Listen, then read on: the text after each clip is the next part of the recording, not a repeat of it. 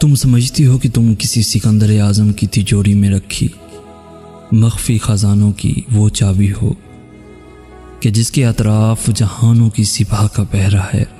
تم سمجھتی ہو کہ تم کسی عابد کے دل میں پنپتی وہ دعا ہو کہ جس سے اس کے معبود کے سوا کوئی دوسرا نہیں جانتا اور نہ جان سکتا ہے۔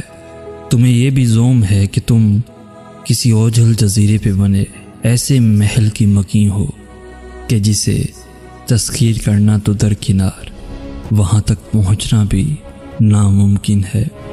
بالفرض اگر ایسا ہے بھی تو سنو، میں اس وراثت کا وارث ہوں کہ جس کی میراث لا وجود رب کو شب ہجرت میزبانی پر مجبور کر دیتی ہے۔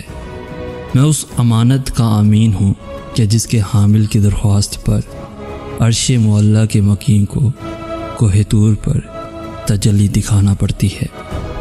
میں محبت کی ان روایات کا حامل ہوں کہ جو محبوب کو پا لینے کی چاہ میں پہاڑوں کا سینہ چیر دینے سے بھی باز نہیں آتی، جو کبھی صلیب پر انا الحق کی صدا بلند کرواتی ہے تو کبھی خود کو محبوب کی امانت سمجھتے ہوئے ریت میں زندہ دفن ہونے پر مجبور کر دیتی ہے۔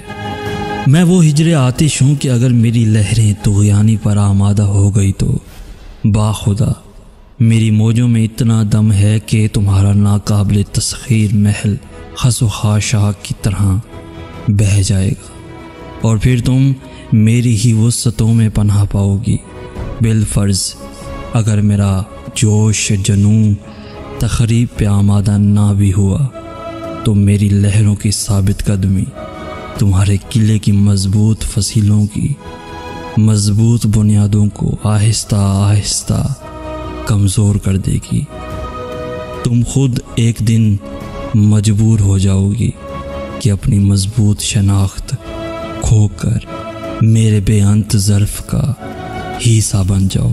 سنو، تم میری طرف اور آتش شوق سے، جبکہ میں تم سے اور تمہارے غریز سے واقف ہوں، سو کیا ہی بہتر ہو کہ تم اپنی حدود قیود سے خود کو آزاد کراؤ اور میں اپنی انا اور پہچان کو بھولتے ہوئے تمہارے استقبال کو بڑھوں۔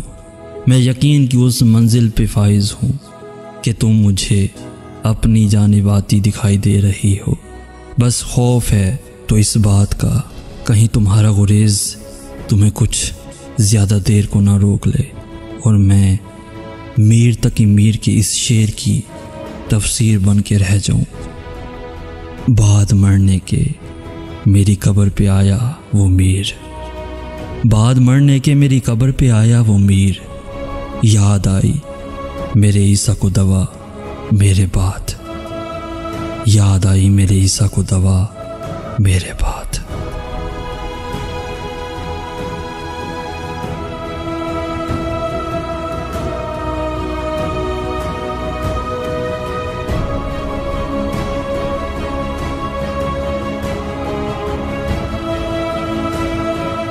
پیارے دوستو، اگر آج کا میسیج آپ کو پسند آیا ہے تو اپنے دوستوں کے ساتھ ضرور شیئر کیجیے گا، اور ایسی ہی ویڈیوز روزانہ حاصل کرنے کے لیے ہمارا چینل ضرور سبسکرائب کیجیے گا۔ جزاک اللہ خیر۔